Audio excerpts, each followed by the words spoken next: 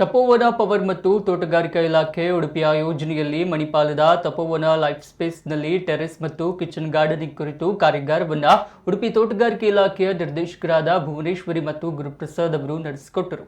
ಸುಮಾರು 50ಕ್ಕೂ ಹೆಚ್ಚಿನ ಸದಸ್ಯರು ಈ ಕಾರ್ಯಾಗಾರದಲ್ಲಿ ಭಾಗವಹಿಸಿದ್ದರು. ಕಾರ್ಯಕ್ರಮದಲ್ಲಿ ತಪೋವನ ಸಂಸ್ಥೆಯ ನಿರ್ದೇಶಕರಾದ ಉಡುಪಿ ವೆಂಕಟೇಶ್ ಶೇಟ್, ಉಪಾಧ್ಯಕ್ಷರಾದ ರೇವತಿ ನಾಡಗೀರ ಮತ್ತು ಪವರ್ ಸಂಸ್ಥೆಯ ಪದಾಧಿಕಾರಿಗಳು ಮತ್ತು ಸದಸ್ಯರು ಉಪಸ್ಥಿತರಿದ್ದರು.